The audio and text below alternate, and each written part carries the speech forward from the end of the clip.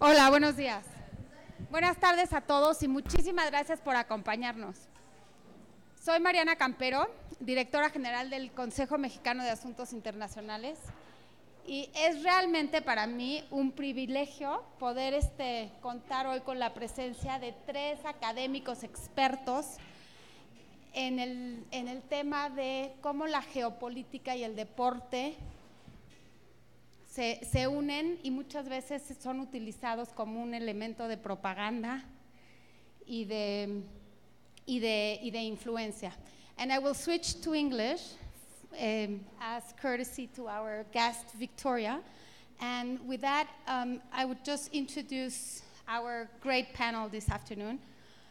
Dr. Victoria Jackson, she's a sports historian at ASU. Welcome to Mexico, Victoria. A real pleasure to have you here. Dr. Mauricio Meschoulam, he's a professor at Universidad Iberoamericana, as well as a friend and a member of COMEXI. Always a pleasure to have you, Mauricio.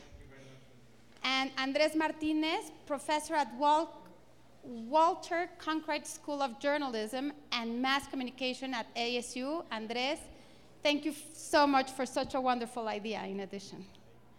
I will now pass the microphone to Andrés, who will be leading this conversation for about 45 minutes.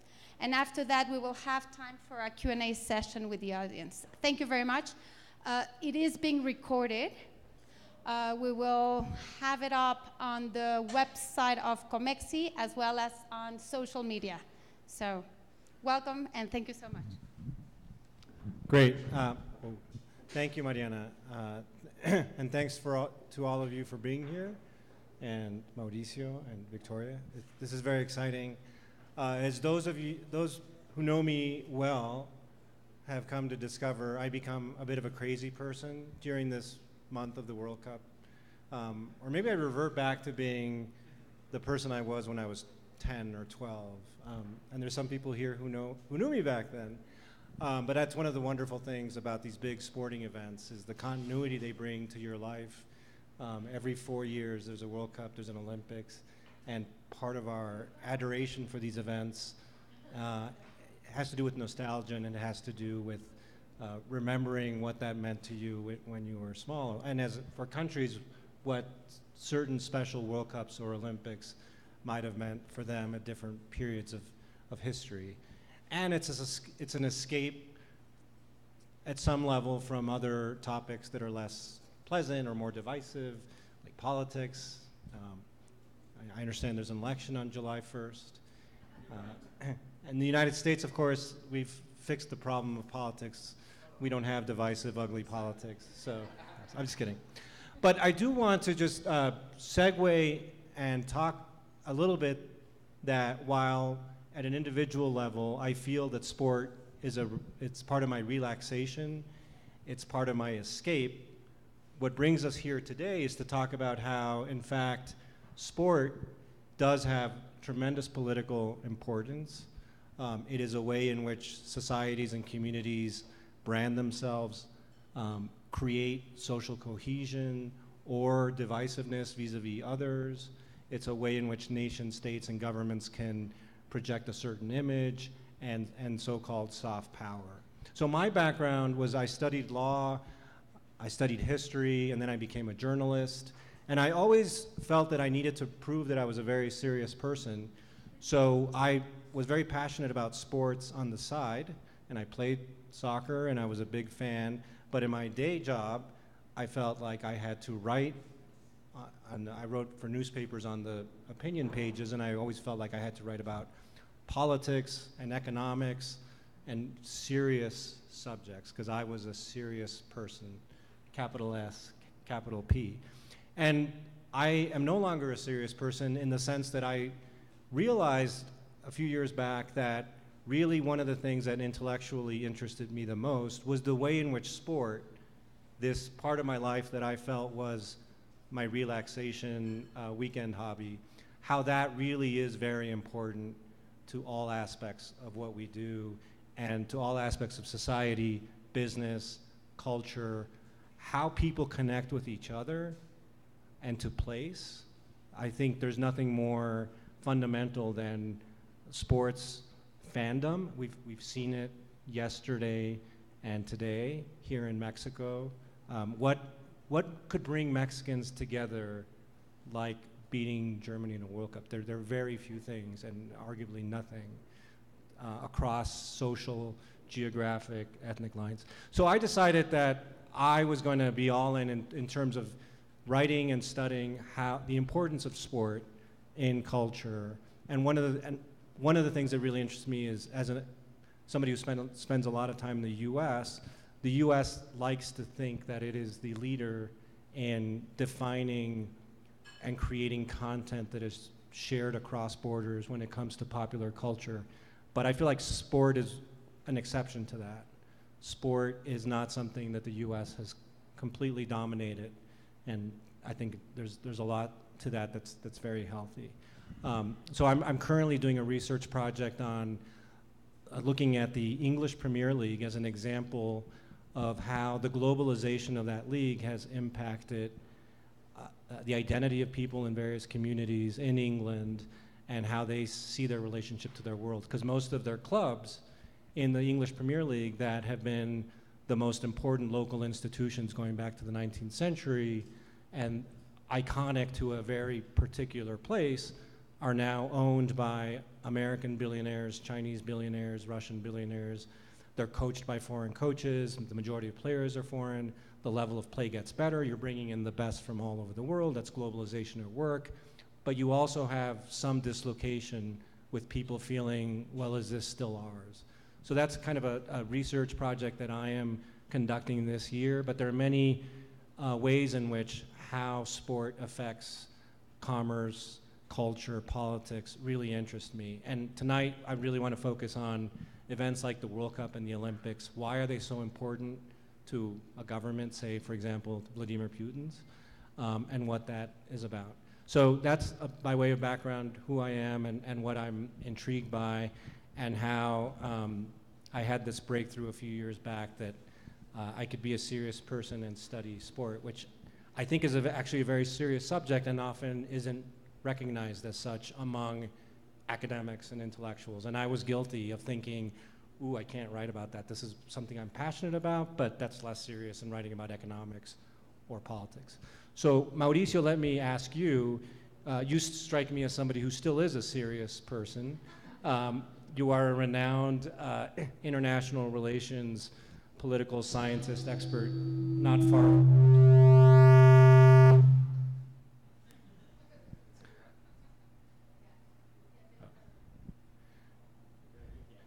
Not far from here at the Ibero. But what is your perspective on the influence and impact of sport on your subject matter, which is the relationships between states and international relations? And am I crazy to think that this is actually a very important topic that sometimes gets underappreciated? We were just talking about that, right? Before this conversation, well, thank you very much for the invitation, and it is a great honor to be with you two, having this conversation together. Let me answer.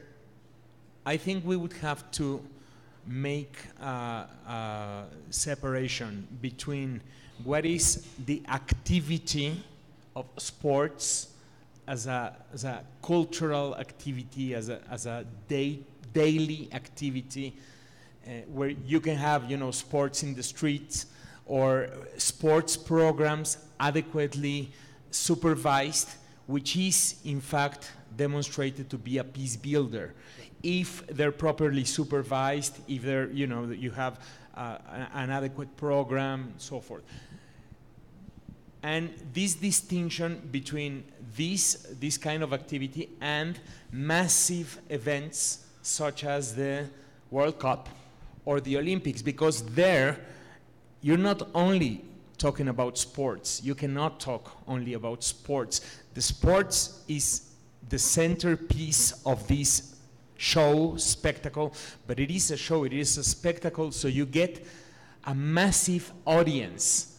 And it is, a huge amount of money invested and a lot of attention from everywhere because of that, an event such as a World Cup gets to become something else, and something that can be used as propaganda, or can be used as the projection of a certain country, such as Russia right now, or can also become a theater for the expression of different conflicts between different countries who are participating in these events.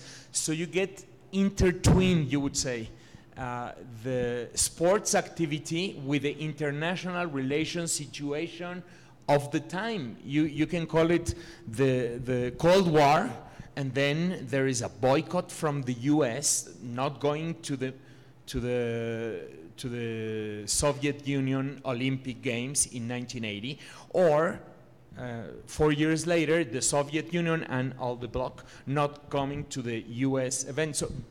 So there's an international relations issue that gets intertwined with the sports activity, and all that comes with that. We have plenty of examples. We were the other day just discussing a number of examples in the mail. We have, several examples of that. But I would answer that just, to put it there in the conversation. Right. Thank you. Victoria is a sports historian and teaches courses on the history of the United States through sports, the Olympic movement. She'll never tell you this, but she was a professional athlete and a national champion in the US in the 10,000 meters. So congratulations for that. But how do you, when you look back as a historian and when you teach your students about, say, what Mauricio was talking about, the classic example is 1936, the Olympics hosted by Adolf Hitler.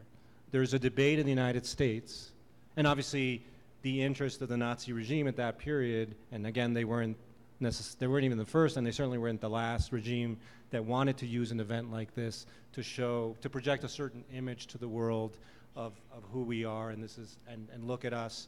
We can organize this tremendous event, and we can be very competitive, and we can welcome you with open arms, and it's also a message to your own people that we are a respected member of the international community because the international community has chosen to bring the Olympics or World Cup to our country. That's a big motivation for Putin right now. On one level, he's being isolated by the Western democracies on a lot of fronts. On the other level, he can tell his people, there's no problem here, they brought the World Cup to me. But take us back to Berlin 1936, and what were the debates like in that moment in the United States about whether or not to participate, and how do you think we should think of these events? I mean, as a matter of fairness, should we spread around Olympics and World Cups across the world and have every major country have its turn? Or should we see it as a reward that you're supposed to give to countries that meet certain criteria or standards? How do you resolve that tension? We're going to solve it right here, right now. So first, thank you for having me. This is a beautiful city and one of my favorite places to run. So I got to run this morning in Chapultepec, and that was fantastic. And thank you for the idea, Andrés, and it's great to be here. So my colleagues in history, much like you were saying, don't see sport as sophisticated. It's an escape from the things that take lots of intellectual capacity, and that's when we can just relax and kick around a ball because it's just a game, right? And I love debunking that. I literally came to a faculty meeting once with stacks of books to show that sport matters and that we can use sport as a window into things that are actually hard to put your finger on when it comes to power dynamics in a society, or power dynamics, across borders and that sort of thing. And we see ideas about bodies play out most explicitly in the space of sport because sport is about bodies, so we see those power dynamics and those struggles most explicitly in this space. But speaking to Berlin 36, There's so many different ways to tell a story, and the stories that become part of the master narrative, you know, are really important, but then the stories behind that are what I like to do in the classroom.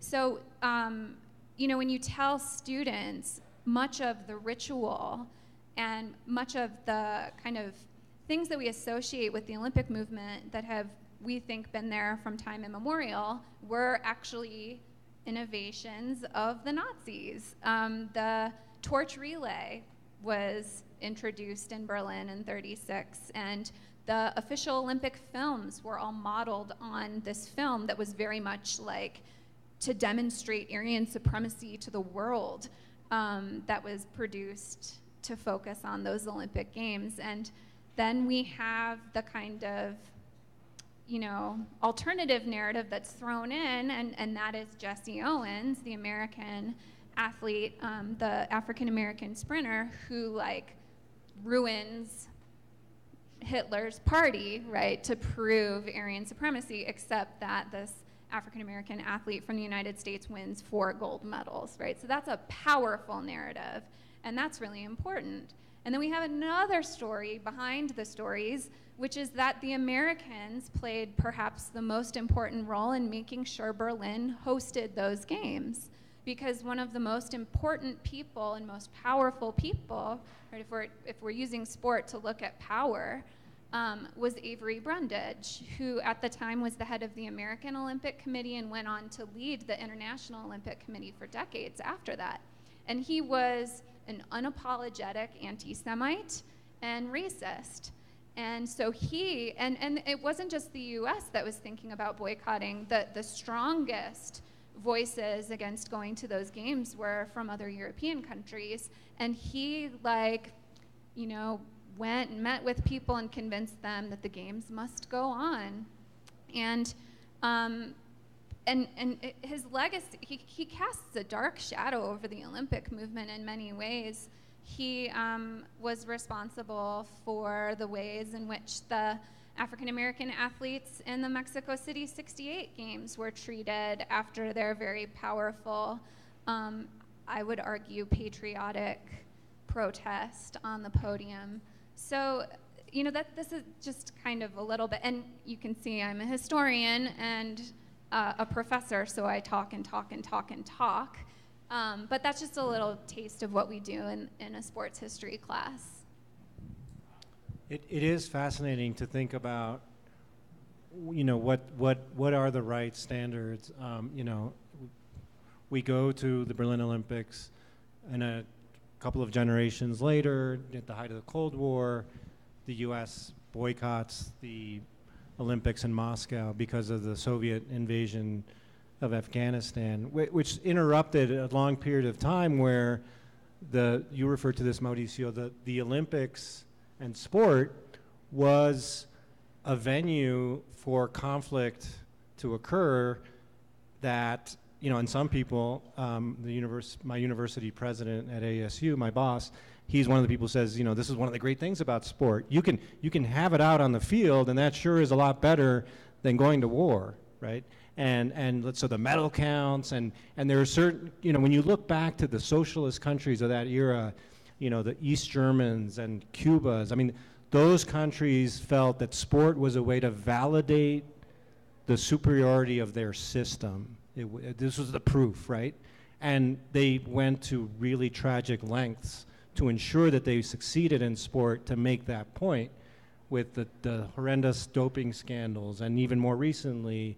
So this is part of where Vladimir Putin is undermining his own efforts in some ways. He spent a lot of political capital and a lot of literal capital to get the Sochi Olympics in 2014 and the 2018 World Cup. And whatever warm, fuzzy feelings you had about the Sochi Winter Olympics, which a lot of Russians did not, because the government reportedly spent $50 billion on that Olympics and rebuilding Sochi in ways that were also riddled with corruption for his cronies. But the Olympics, as they usually are, was beautiful, it was great. But whatever warm, fuzzy feelings you had about after that was undermined by learning that there was this massive state-sanctioned doping program. So anybody who still is thinking, as I used to, well, sports can't be that serious. When you look at the lengths to which a regime to validate itself will go to host these games, to invest in these games, and in some cases to cheat because they have something to prove, that in and of itself is very telling. I was in the United Kingdom doing some of my research in March when there was this alleged attack by the Russians to try to kill one of their former spies in England, Skripal and his daughter, using like a nerve agent. And so there was this debate in England that we, again, have over history. Well, maybe we should protest by not going to the World Cup. And most British people are saying that's absolutely crazy. You know, we want to cheer our team on at the World Cup. Like, we're not doing that. And I do think it's harder to boycott a World Cup than an Olympics, just in terms of the passion around that one sport, your national team. Nobody likes to see an Olympics boycotted, but it's really hard to boycott a World Cup. But what the British government did instead was say, we're going to do a state boycott. So Prince William, who heads up the English Football Association, pulled out of going. Nobody from the English government's going, and they talked most Western European leaders out of going. So again, Putin's behavior kind of got in the way of a certain image and scenario he wanted to have to be surrounded by all these world leaders. He did get to sit during the inaugural game, if you watched it, palling around with the Crown Prince of Saudi Arabia, which was good for him, and probably they had important discussions on the sideline. But by and large, he's not getting a lot of heads of state, noteworthy heads of state, to go to his party because of the way he's been behaving. I watched a clip of Russian news before I came here where they were talking up all the great foreign leaders that were coming to Mother Russia to watch the World Cup, and they had a lot of minutes on the Crown Prince of Saudi Arabia because that is a nice change for that relationship between those two countries. But they were also bragging about the president of Azerbaijan, you know, who's a former Soviet client. It's not exactly Prince William and Kate. And they also had the president of Paraguay, for some reason, decided to go. And boy, they were giving him, you know, you would have thought he is the, so no offense to Paraguay, but they really were trying to hype that up. So, but it was interesting to see this debate in England. Should we go? Should we not go? Mauricio, I want to take us now back 50 years. This is an important year in Mexico with the 1968 anniversary of the Olympics and all that surrounded that Olympics. And Mexico had the combination that Putin has this time, that Brazil recently had, of an Olympics and a World Cup close together at a key juncture in Mexican history when Mexico was also trying to use these events to project a certain image in the world as a modern, emerging country. You know, there's a cliche that this is often a coming out party for a country. The South Koreans had their Olympics in their moment. But talk us through a little bit what that meant for Mexico and how, in the Mexican context, sport may be politicized or not at different periods of time. And that one comes to mind, but if you have other thoughts. Okay, I think it's a pretty good question. An event such as an Olympic Games or World Cup, like the one that Mexico had 2 years after that, 1970, are the ideal events to show, first of all, that a country has a good normality, that this country has power, has a good way of organizing things, and is a good host. And there's a number of messages that a country projects through these events. Now, what happens if an opposition group or even a non-state actor, it can be as it happened in Sochi, before Sochi, or a number of non-state actors, also use that event to convey a counter-narrative to the one that the government or the powerful try to convey through the Great Olympics. This is more or less what happened in Mexico, although not necessarily planned. The events of 1968 just erupted, not because there was an Olympic game, but it all began to grow, to grow, to grow. But the thing is that it began to grow precisely before the Mexican Olympics of 1968. And this was something that needed to be stopped, according to the powerful, or to the people in power. I was just telling Victoria. You mean the student yeah, activist protests? Exactly, yeah. the protests. The protests that showed that Mexico did not live a normality as it was projected. It was not according to the official script. Exactly. Of why we're inviting the This whole was world to, right. there was this other Mexico who was actually unhappy with the situation that prevailed in the country for 30 years, 38 years already, and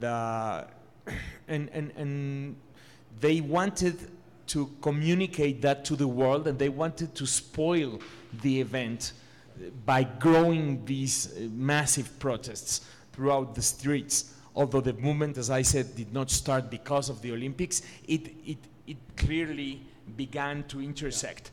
So what I was telling Victoria earlier is that we lived more or less a dark period. A dark in terms of the information that we received. I was in high school and in my undergrad program, and I wanted to go and investigate through the newspapers of the time and do a paper on what happened. And we could only find in UNAM library, there was this edition of Excelsior, and it was all torn, and there was just a small piece of what happened, and it didn't even say what actually happened on the night of Tlatelolco, and I'm talking about October the 2nd. There was just a small piece. We could not reconstruct the story through the papers. So what someone as Elena Poniatowska did is you need to use the voices of people to reconstruct what happened. And more or less you start making sense of what must have happened that day, which is an attempt by the government to do everything in its power to stop the movement at a complete stop, so that it would not contaminate the coming days. It could not continue. The world is watching. So the world is watching. Zero tolerance. So there you have an intersection of politics and such a massive event as an Olympic Games. Yeah. I can remember the 1978 World Cup vividly. I was going to school with Perla at the time, and I was 12. That's like peak obsessive age for following a World Cup if you're a soccer fan, and I wasn't focused on the politics or anything like that. I was all about the football. But even then, I do remember just being struck by how creepy some of the images appeared. So 1978, you're having a World Cup in Argentina. That is the height of the Guerra Sucia. I mean, you would see scenes of all of these, the guys in their uniforms presiding over the games, the junta, wearing like their dark glasses. And you could see that there's obviously always a lot of security at these events, but you could just see military everywhere with the German shepherds. And it just kind of looked a little bit creepy and dark. I mean, I enjoyed the World Cup, I enjoyed the football. And, and no country boycotted again because that wasn't done, but there was a famous case of a Dutch player, Johan Cruyff, who said, "I am not going to Argentina." He was the best player of that generation. They lost in the final in overtime to Argentina. And, again, Jesse Owens made a point by going to Berlin. Had Johan Cruyff gone to Argentina, maybe he could have made a point. So it's these moral judgments can be very tricky. Victoria, while a lot of our emphasis here is on the importance of an event like the World Cup and the Olympics for nations, I don't want us to not touch upon a very timely, topical subject on the intersection of sports and society and politics that we are living in the United States, that you have been a thought leader on and have written a lot about and thought a lot about in terms of the protests in the NFL.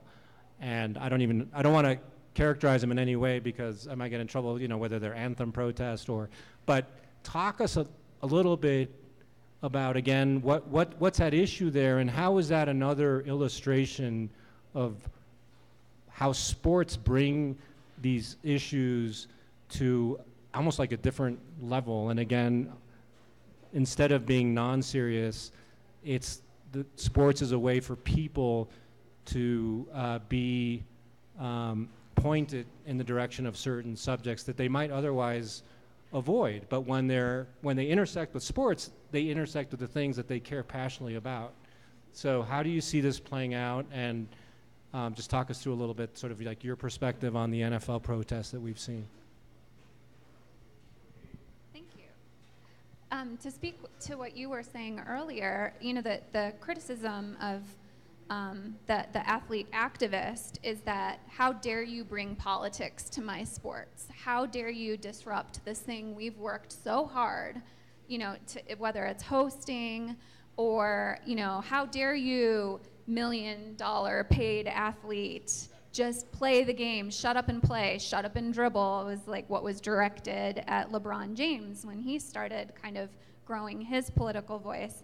And, you know, what I say right back is, your politics are built into your sports structures, and if you are saying you are bringing politics to my sport, you just are not acknowledging your privilege, that you have politics at play. So by hosting the Olympics in '68, you have a very specific political agenda that you are trying to share with the world and show a very specific vision of this place to the world, which means quieting dissent, quieting those other voices, which is political because politics is power.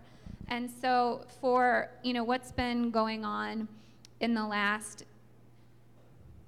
5 or so years, there's kind of, you know, scholars try to pick, okay, which moment was it when black athletes started kind of collectively gaining their political voices again, because it seemed that they had lost that voice for a long time, which had been so strong in the 60s and 70s. And some people point to the protests in Ferguson, Missouri. Some actually go back a bit earlier to Trayvon Martin. So Trayvon Martin, and really it's just with social media now we see what had been occurring for decades and centuries, which is the killing of young black men and women by police officers. And now because people have cameras on their phones and a platform, social media, to share this, we now just know more about it. But within those communities, they knew, but didn't have a way to get that message out there. And so what happened with Trayvon Martin, who was a young black man who was killed by like a neighborhood watch person because he had like a package of candy that looked like a weapon, right? And he had a hood on, right? And so the politics of wearing a hood in the United States is if you're a person of color and you're wearing a hood, right, you're up to no good, you're gonna do something, maybe you're a member of a gang. If you're, I mean, everybody wears a hood. Like everybody wears a hoodie, so. But what happened was the Miami Heat, LeBron James and Dwayne Wade, posted a picture, and the entire team did it, where they all had hooded sweatshirts on with a message that said, "We are all Trayvon Martin." And then you have, so I think that's kind of the starting point. Then you have the St. Louis Rams football team. Players come out of the tunnel in the hands up, don't shoot position, which was another police killing in New York City. And then it just grew and grew and grew from there. And so this preceded Colin Kaepernick. Colin Kaepernick was the athlete a couple years ago who started, at first he was just kind of sitting behind the team. Nobody even noticed. He was just sitting on the bench during the playing of the national anthem as a way, he later expressed, was a way to bring attention to police brutality and specifically the killing of young black and brown people by police officers. And then it transformed, and he went to members of the military to ask, how can I do this in a way that's respectful of the military? I don't want this to be misinterpreted as anti-military, anti-police, in that individuals who are working on police forces, and what he was told was to take a knee. So then he started taking a knee, and then this just spreads, and then of course our president decides to try to insert himself into this, and that just only makes the protests grow stronger. So my interpretation of it is that these are people who've made a decision. They know the consequences. They know that they're going to get death threats. They know because they've read their history. They know that that's what happened to John Carlos and Tommy Smith when they returned to the United States after the '68 games. They know. And that really takes a toll. And they believe that because, I don't mean to speak for them, what I see is that, you have a responsibility when you do have this platform to do something, to speak out when you see an injustice. And if anything, it's more patriotic, right, than standing kind of silently and obeying kind of the systems that be. It's more patriotic to call attention to ways in which we can work to make the country better. So that's my interpretation of what's been going on in the United States with the protests. Actually, you mentioned patriotism, and it's interesting that when you look at a league like the NFL, it's not international competition. They're not playing against any other country, but the league itself does try to advance patriotism and associate. And I've heard you talk about this in other settings, that there is almost like we see in international events like an Olympics or a World Cup, there's this embrace of nationalism and patriotism. That's a two-way association between the league, but also the U.S. military and the government. Is that a new thing, and what does it consist of? Because I was surprised only recently to hear about the Pentagon having contracts for the flyovers and the flags, and I mean, what's your, so it kind of works both ways, right? I mean, what is going on there? Why is the NFL in the business of advancing, this patriotic and military messaging, which we see when we tune into the games? That's a fantastic question. There's a few different ways to answer, but I'll try to keep it short. One is that after September 11th, and this is pulling from a new book that's out by Howard Bryant called The Heritage.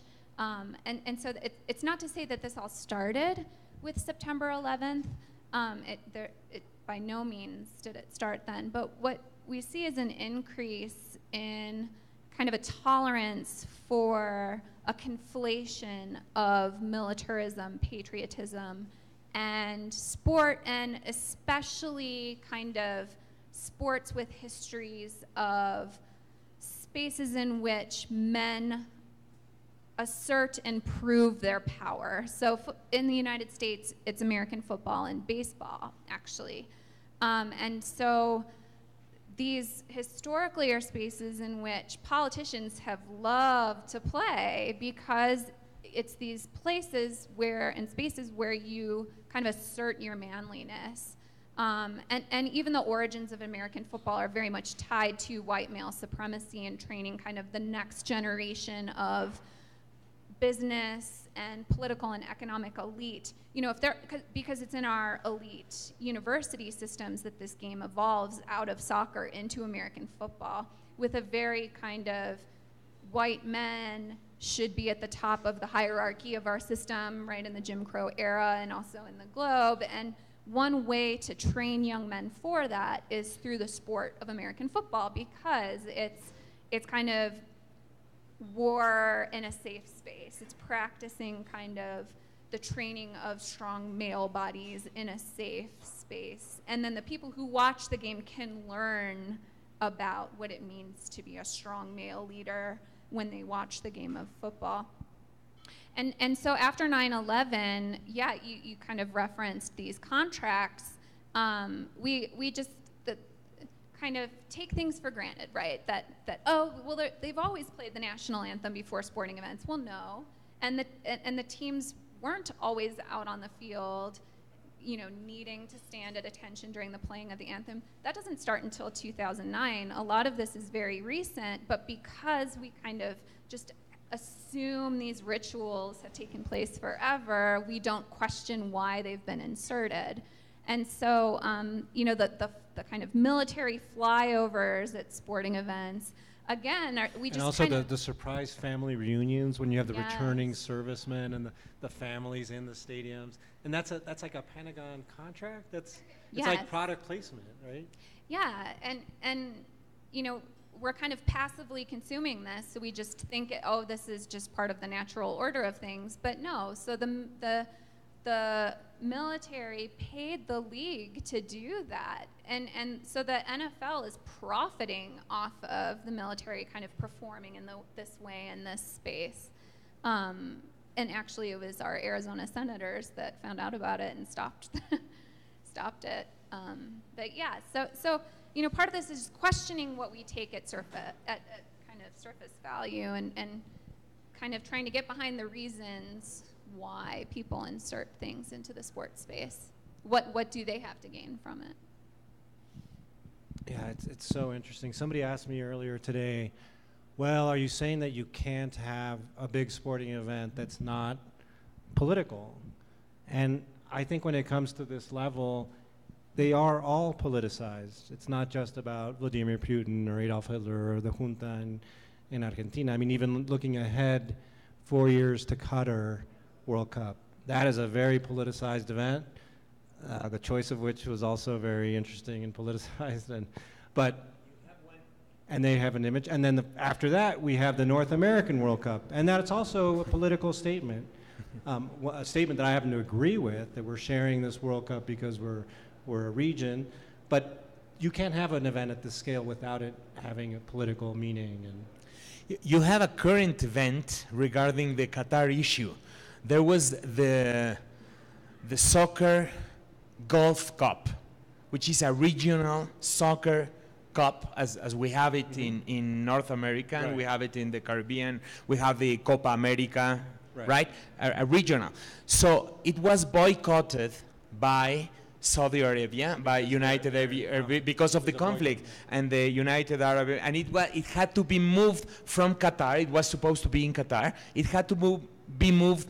That was last year, 2017. It had to be moved from Qatar to Kuwait, and it happened in Kuwait, and then Saudi Arabia said, okay, we're coming. But only because it was moved. And you have another event, very recent event.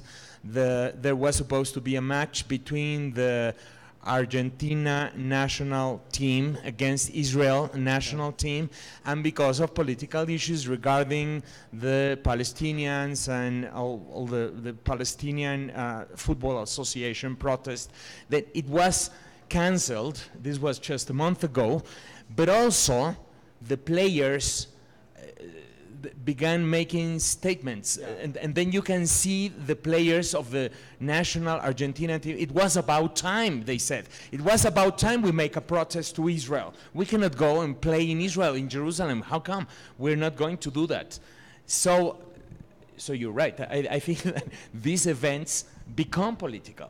So understanding, this might be a hard question, but understanding the power of politics, of sport in this political arena, if whoever is elected president of Mexico on July 1st calls you up on July 2nd and says, hey, Mauricio, I know you're a big shot on international relations at the Ibero, and I saw you did some crazy event recently with Comexi talking about sport, which kind of surprised me because I thought you were a serious person. But if he calls you and then he says, so what do you advise I do as the new president of Mexico to leverage sport in a way that's constructive to Mexican identity and political interest? Is there something you would advise? I would have to move the question and see and tell him that you can use actually sports, not necessarily sports events, to help build peace in the country. You need to really foster sports at the local level with correct programs that can enhance the sense of peace in local communities. Now, if you do want you want to project, well, you have, your table has been served because you have a World Cup coming, and we can use that as a projection of the Mexican stability. Mexico has a terrible image right now in everywhere because of the violence that our country is experiencing. It's not the only story that is told about Mexico, but it is constantly told everywhere.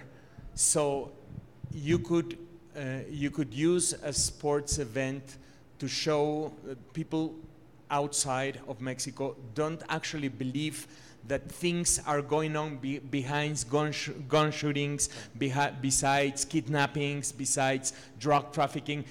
There's another narrative about what is actually going on in Mexico, and I'm not necessarily talking about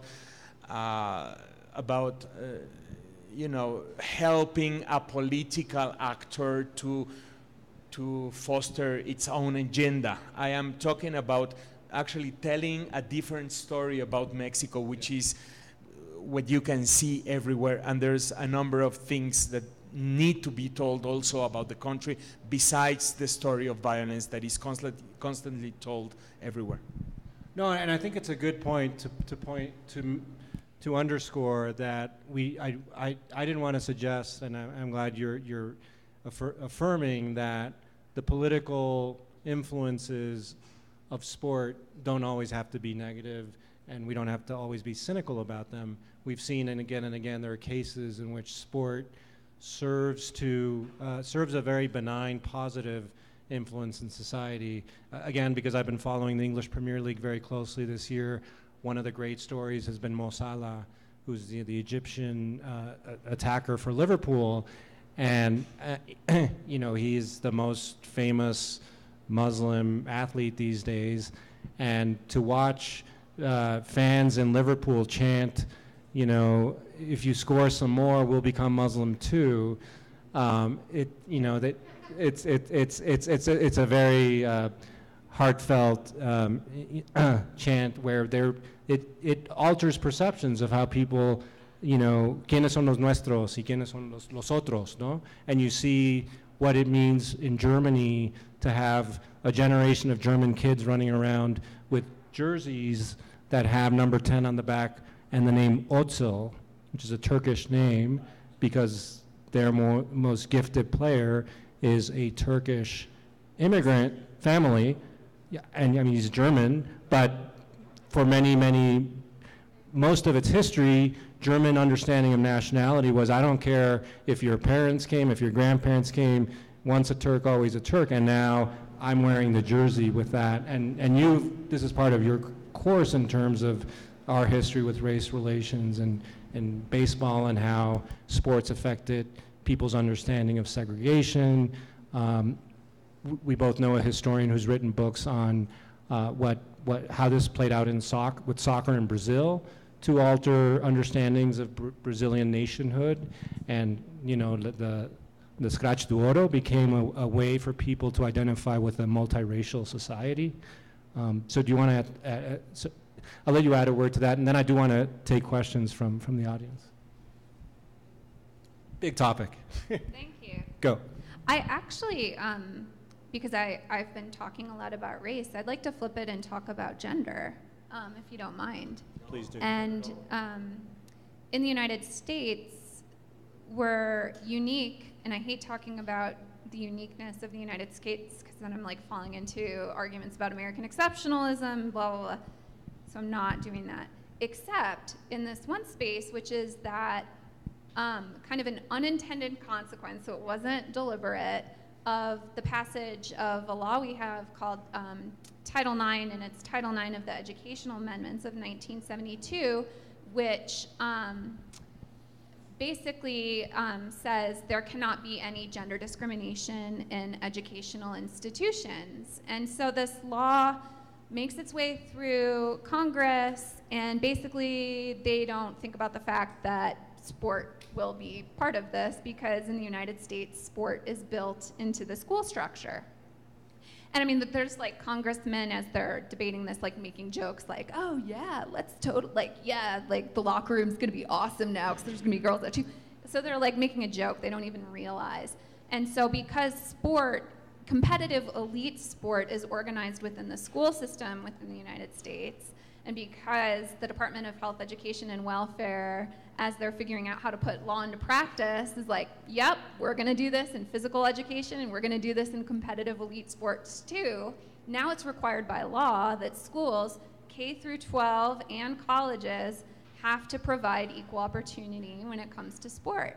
And so what we have going on in the United States is that we have now more than one generation of girls and women who've grown up taking for granted that they get to play sports just like the boys do.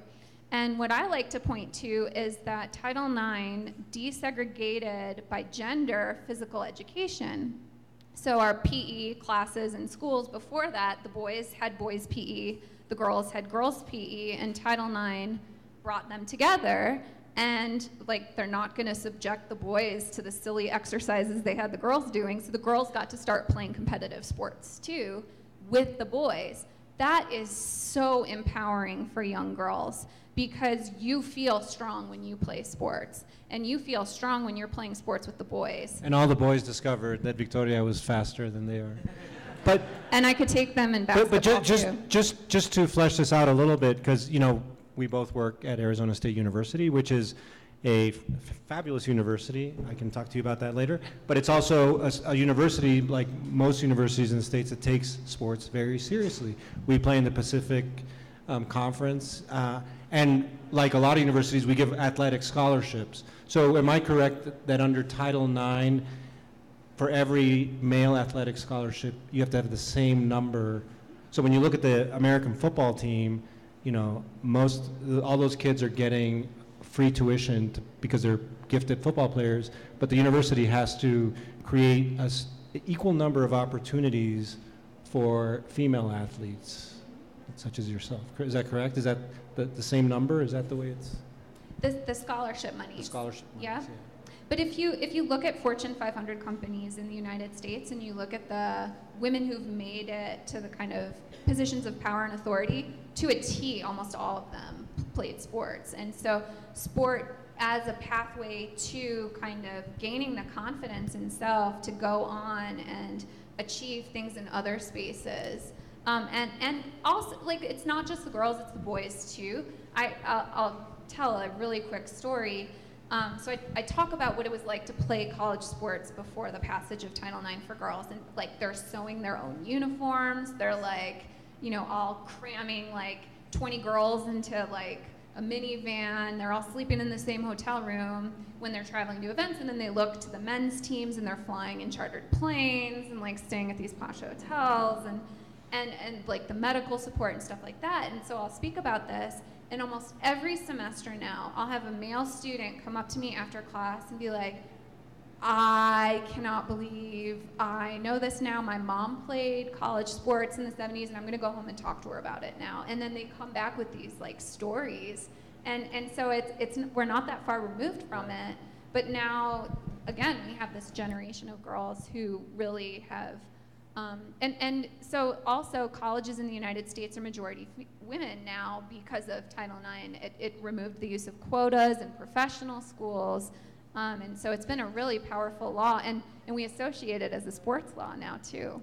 Yeah, it's usually when you hear about it. Well, I'm tempted to keep talking with you two, but I want to also open it up for comentarios, preguntas.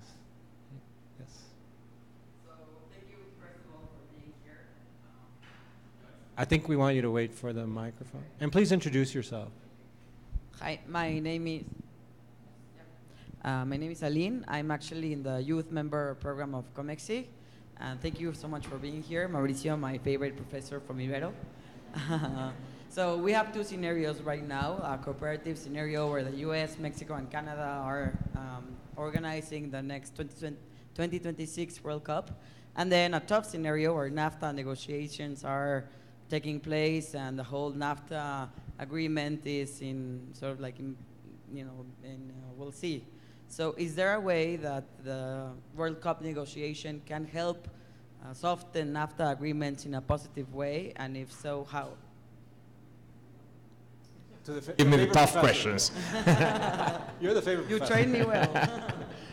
No, I don't think so with this president and with the current situation. I think it's gonna walk in different paths.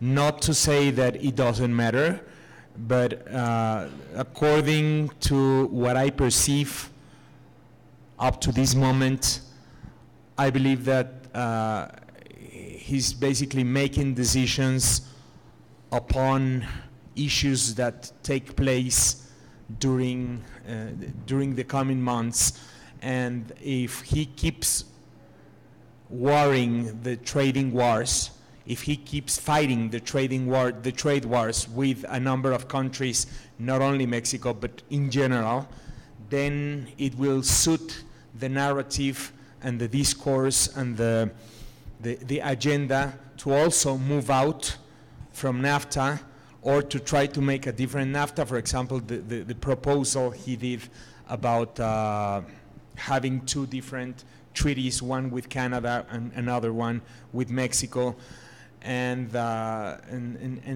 is running on a different path. And I don't believe, unfortunately, that the good news about the World Cup and the North American World Cup would impact this particular president's agenda. That's my view. Yes.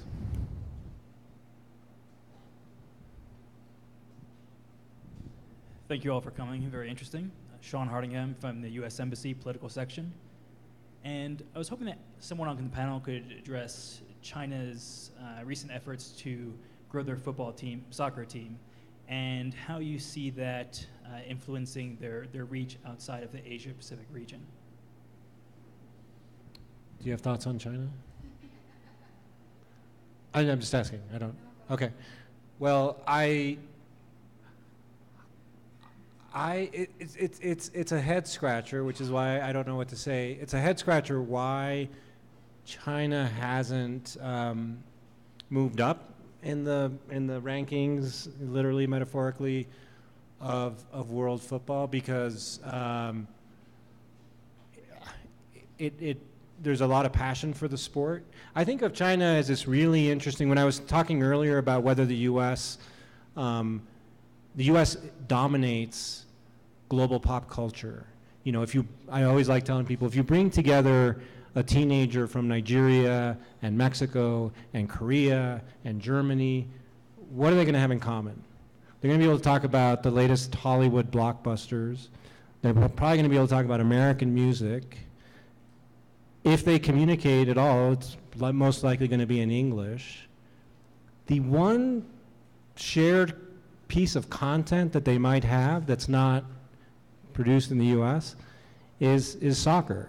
You know, they might be able to say, hey, no, Ronaldo, no, Messi, you know, and did you see the last World Cup? You know, these are broad generalizations, but by and large.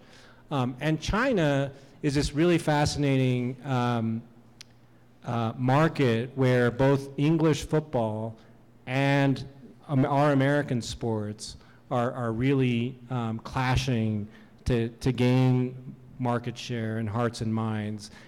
During the period of the Cultural Revolution, sports were considered bourgeois, and so it was kind of when China had its own opening after the Cultural Revolution, it was like, you know, blank slate in terms of sports, and so you had a great opportunity for the U.S. because you didn't have incumbent sports in the way that you had in a lot of other places. And so the NBA took off, and there was a very famous Chinese player in the NBA. But obviously there's, you know, the English Premier League, which I keep talking about, makes tons of money with the TV contracts in China. Some of the owners of the clubs are Chinese. You know, you go to Beijing during the European Champions League and people are up all night watching the games because of the time difference. This year they moved Real Madrid Barcelona to noon in Spain, which incensed Spaniards, and the reason for that was they wanted it to be on prime time in Asia. So the Chinese president is obsessed with soccer. When he went to do a state visit in the UK, he told David Cameron, I don't want my state visit to be in London, I want it to be in Manchester. Could I visit Old Trafford? Could I go to a Manchester United practice? So this, city of Manchester, which is the birthplace of the Industrial Revolution, which has sort of been forgotten in the shadows by London, the one thing it still has is suddenly it finds itself as the center of like world football with the Pep Guardiola, Jose Mourinho rivalry in this United and City, and one of the teams is owned by American billionaires and the other one by the Sheikh of Abu Dhabi. Anyways, don't get me started on that topic. But it was like striking that the leader of China said, take me to Manchester, I don't want to go to London. So with all of this obsession in China for football, and they're bringing in a lot of European kind of older players and spending a lot of money on youth development, I'm like talking a lot because I don't really have an answer as to why, given the sort of low level of competitiveness of Asian soccer relative to other parts of the world, you would think China would certainly dominate within Asia, and yet you see that China struggles so much. I think, don't quote me on this, but I think they've only qualified to one World Cup in any time in our recent memories. They didn't qualify this time. They can't, be, Saudi Arabia to go to the World Cup. And I think China does appreciate, we saw this with the Beijing Olympics. They certainly appreciate the value of sport as a sort of credential to the world. And they've really risen in the rankings of Olympic, medal count and as a way of validating the nation.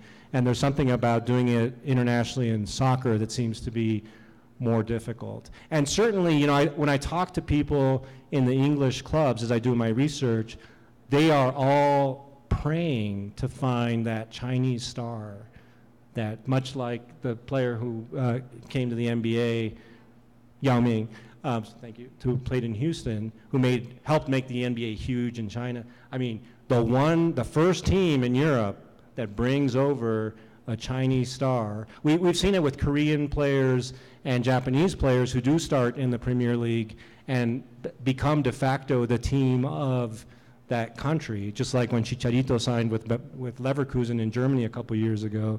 The Bayer Leverkusen server just collapsed because they couldn't take the amount of traffic they were suddenly getting because you had millions of people in Mexico being Lever what, and they were going to the site. So if you can so what I'm saying is there's so much interest in developing Chinese soccer, both among the Chinese, obviously, the party, the government, and even European clubs. And why it hasn't happened is a great research project that maybe Victoria could take on or some of our colleagues, because it just doesn't make sense, just given the economics, but I do think that once it does happen, once there is a turning point where China becomes competitive in football, and we've seen this in the US. The US used to be a joke in soccer within my lifetime. Granted, it's a long lifetime, but more recently it's become competitive despite this World Cup's failure to qualify. I think when China starts getting to that stature, I think it'll have a huge influence in terms of the soft power and cultural influence within the region, but also within Europe, because it's again, one of the aspects of life that people care a lot about that China continues to be absent from. China, since the Cultural Revolution to now, it's been a process of entering into a lot of our spaces. We're starting to see Chinese brands. We're very aware of China in many aspects of life, and it remains a great absence that they're not in the football, in the soccer space. But I'm sorry. So I'm going to apologize before I do this. So I'm sorry. But China is good at soccer, and the U.S. is good at soccer, and they do fantastically in the World Cup, and we just modify it by calling it the women. Very good point. So that's why I apologized before I said it. Don't apologize. But Asia's great at soccer. It's women's soccer. Japan, historically, is one of the greatest rivals with the U.S. and China, too. A number of those World Cup finals have been either U.S.-China or U.S.-Japan. And the U.S. has a great soccer team. We just modify it by calling it the women's national team, but we have a great national team. And again, these were spaces where there wasn't the entrenched incumbency. There wasn't the entrenched incumbency of powers. I mean, when women's soccer became more popular, you had a greater opening for countries like the US and China, who were in historic powers in the sport, to assert leadership because it hadn't been a priority of the Germanys and the Englands but I think that's a very good point, and it goes to China has become a superpower in sports, but when it comes to men's soccer, and please add the adjective men's when you added this to everything I've said about soccer and China before, but that is a good point. Let me just add here that it all has to do with I mean the comment that Victoria made right now makes me think of how much sports are really intertwined with power.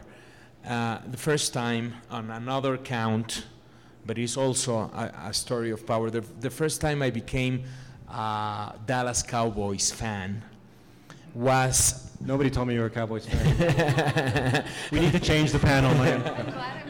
Was when I saw a poster in my brother's room. It was a huge poster because Dallas Cowboys were the world champions. So I said, oh, they're the world champions, which means that they very likely, I was I don't know, 7 years old, 8 years old, and I understood that they went to a World Cup and they won the World Cup, so they were the world champions. Then I found out they only the match was against Denver, and they beat Denver, and that was the world tournament. It's a different time zone. Yeah. And then we had the World Series in baseball. Oh, the World Series, American yes, of course, which I'm a big fan of. We had a question back there. Oh, okay. Here and then there. Okay.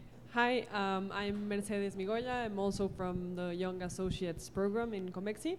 And my question is more focused on the local level. I like what Mauricio was saying about like peace building through sports. And Iceland has like this big successful story about how they beat drugs with like pushing sports with teenagers. And I'd like to know like what does Mexico need? Because like if you compare, for example, our population, we're like huge compared to Iceland. So what do we need? Do we need tools? Do we need like a cultural push? Because also another thing that comes to my mind is when I studied abroad, and for example in the States you have like these groups of people who, like if you're in the band, you'll have maybe you're a geek, but you have your band friends, no? And here in Mexico it's terrible. Like you do this sport or that sport, and we don't have like all these options. So what do we need to do to like push this?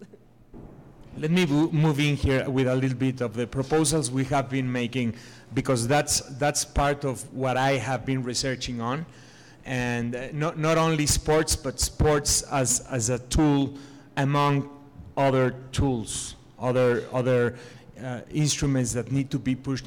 I would say collaboratively. You cannot ask from the government everything. In Mexico, we tend to look up at the government and ask from the government that they do everything we need for the country to solve our problems. We do need collaborative programs that are designed in the short term, in the mid-term, and in the long term, because otherwise you cannot solve it, and you cannot change sports culture from the morning to the next day. And we need short-term goals, mid-term goals, and long-term goals, which involve the public sector, also the private sector, also the municipal sector, the local level, with the schools, universities, with the scholars, with the mass media, and with basically designing local, very, very local specific programs, possibly in my school, possibly in my neighborhood. We have a wonderful program which is in New Orleans, that it's called Midnight Basketball. I don't know if you've ever heard of it. It's called Midnight Basketball, and basketball is played at midnight in the most dangerous areas of the city, and it has proven to reduce crime if you combine it with other tools. It's not only by itself. You also need to focus on the local police building, but so among other tools. I'm just saying that it's not alone. You cannot use sports alone, but it proves to be a very interesting tool as a peace builder in terms of what can it create for youth, how people devote their time to something constructive, but also as a de-stress factor, which is also something that we have been proving. There's a lot of stress in Mexico right now because of violence, stress related to violence. And when you do sports, you reduce stress. It's a cheap and easy way to reduce stress. So if you propose this program to a local government, and they can see what they can do in their area, or to a local company. We pay visits to different companies also and to different levels, and we are trying to push this. We need, of course, to push harder, and we need them to understand the importance of tools such as sports, also tools such as arts, and other different kinds of tools to help our situation. I hope that answers. Yeah, that's great. Thank you very much. My name is Jose Beltran. I'm from Ibero. I'm a student of political science. We saw a very powerful picture last February in Pyongyang Olympics, where the North Korean and the South Korean leaders were watching the inauguration of the Olympic Games together. We also saw the Korean athletes, the North Korean and the South Korean athletes walking together under the same flag. And we also, there was a very funny, I would say, thing that happened recently with the summit in Singapore, where CNN interviewed Dennis Rodman, the Worm, an NBA player that is friends with Kim Jong-un. So my question is, what do you think is the role of sports in the relaunching of the relationship with North Korea, and how do you think that will help to scale down the tension between the two countries? That's it's a fantastic example of how sports can play this role, and it's one you're embarrassing me because it's one I should have mentioned in the introduction, but it's fantastic. But there's so many, right? And I'm struck by the contrast. South Korea had an Olympics in Seoul in the 90s. 88? Wow, how time flies. In 88. And that Olympics was very much, I feel, at that point, the South Korean regime wanted to assert itself as, we are the modern first world, Korea, in opposition to that other Korea up north. It was very much a way to be distinct from. And then, now we have a very different message coming out of Pyongyang, which is, can we use, in January you had worries that the world was going to go to war because Trump was sending insulting tweets. If you haven't heard, our president of the United States is fond of Twitter. Calling Little Rocket Man and all this stuff, and people were very nervous. And even when Obama left the White House, he told Trump, the one thing you really need to keep your eye on is North Korea. So that was happening at the beginning of this year, and then a month later, as you point out, that Olympics was utilized by a very different South Korean government than the one in '88 to say, could we use this as a space to do something where peoples from our countries that are still technically at war. There's a truce in place, but the war technically is still going on from the 50s between the two Koreas. Could we use this as a way for people to engage in a different way and maybe explore commonalities, and literally, as you point out, the commonality of identity with the same, players playing together and what that represented. And that was kind of almost, it felt like a necessary antecedent to then having the two leaders meet. I mean, prior to Singapore, the North Korean and South Korean leaders met at the DMZ, and there was that great video of Kim Jong-un like pulling the South Korean president over to the northern side. And so I think it is a, I think it's a positive example of how governments can use this as a safer space to reach out and get people more comfortable with the idea that, hey, we might have a lot in common with our neighbors, and in this case, you know, people who are also Korean, but just because of history and politics, we're divided. Then to have the first step be, I, head of state, am going to go to this other country, and you know, it reminds me of when I was a little kid watching the 1974 World Cup. You know, so I mentioned the 78, but in 74. Turning on the TV and watching Germany play Germany, which was really confusing. You know, I was 8. I thought I liked Germany, but then I was like confused because it was Germany against Germany, and so which Germany am I supposed to root for? And as a good, you know, Mexicano who had, I knew democratic was a good term, so I was like, oh, maybe democratic Germany is the one I should root for. And then my dad came in the room and he's like, well, actually the federal Germany is kind of like the good Germans, you know, so that was his politics.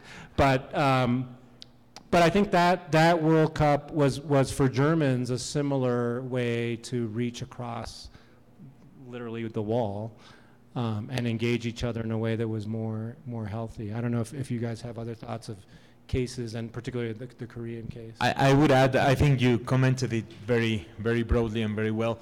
I would only add the two things. One, that the other side of this coin was the fear that was being created precisely because everything that happened during 2017 and all these nuclear tests and all these missile tests and everything, all the rhetoric scaling up, because of that there was a lot of fear about what could happen during the Pyeongchang Games and how could someone intervened to diffuse what was these dynamics that was scaling up.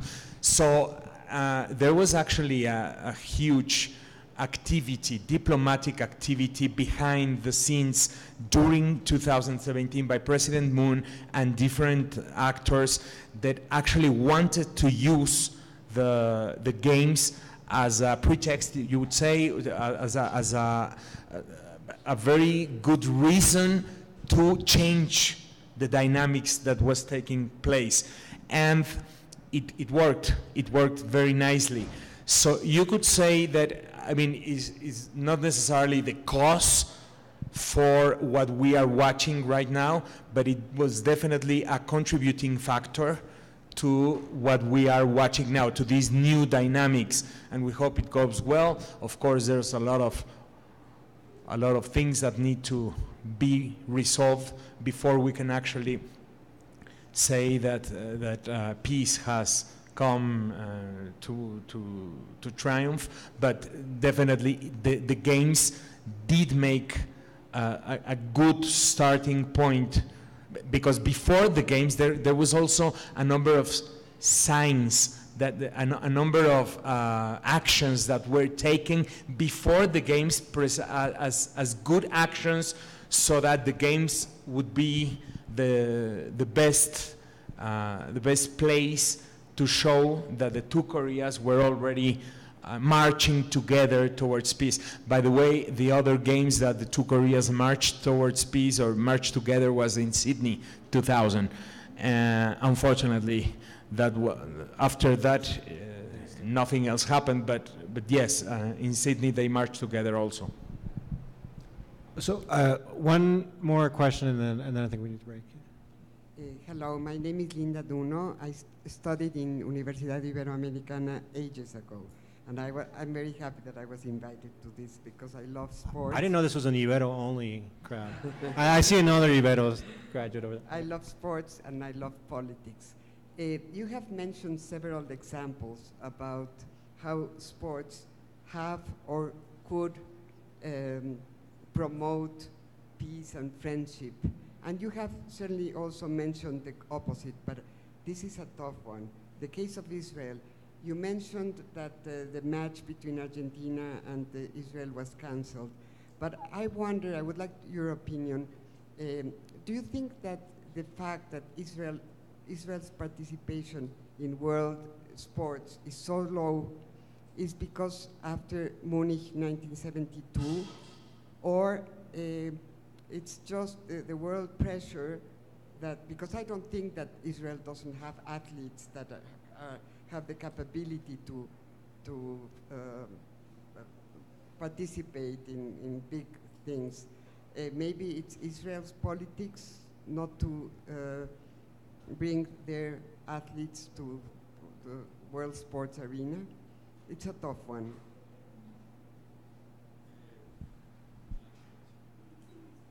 I have a couple things to say, but no solution or direct answer to your question. The first, we were talking about this earlier today. I was prepping, right, and I learned that during the World Wars, the Olympics were canceled, right, of course, in 40 and 44, and so London hosts the first Olympics after the World Wars in 48, and they, want to do it in a way that's kind of bringing the people together again. This is before we kind of have the grandiose spending. They're kind of frugal games. London is still rebuilding, right? And Italy is invited to participate in Germany and Japan or not. And Israel is in the process of becoming a new state. And much like many countries that are new states or decolonizing and gaining their independence during this moment, and especially in the 50s and 60s, they join FIFA and the IOC before they join the UN. And some of them before they actually have full independence. I think Algeria is one example of like the national team forms before the nation forms. But Israel wants to compete in London in 48, and how the IOC handles it is that, and what happens is Arab states aren't going to go and participate, so they are threatening a boycott. And what the IOC does, right, they're not political, they're like, oh, we're still processing your paperwork, sorry, you're going to have to wait until 52 Helsinki to participate. So I think there's that component. Absolutely, I think your theory about Munich 72 plays into this, and part of what facilitates that is like Germany wants to present an image to the world that it's this like peaceful, friendly place, and they don't want the optics of lots of security and guns, which is how people get into the Olympic Village, because like the security personnel don't even have weapons, and those who do, like they don't have bullets, and like the walkie-talkies don't even work. It's horrible because they're so concerned about presenting this image to the world that they're a peaceful, happy, friendly, non-armed state after the wars and also after Berlin. But on a personal level, I know a number of American athletes of Jewish ancestry that compete for Israel in the Olympics. So it's not necessarily Israelis who are competing for Israel in various international competitions. It's people in the Jewish diaspora who can then switch their citizenship and compete for Israel. So one of my high school teammates is a pole vaulter. Women participate in pole vault now. It's a relatively new Olympic event, and because the United States has this system in which we develop girls in sport in the school system, she competed for the US and won Olympics, and then the next two subsequent Olympic Games she competed for Israel. So there's kind of a patchwork response to your question, but that's a tough one, as you stated.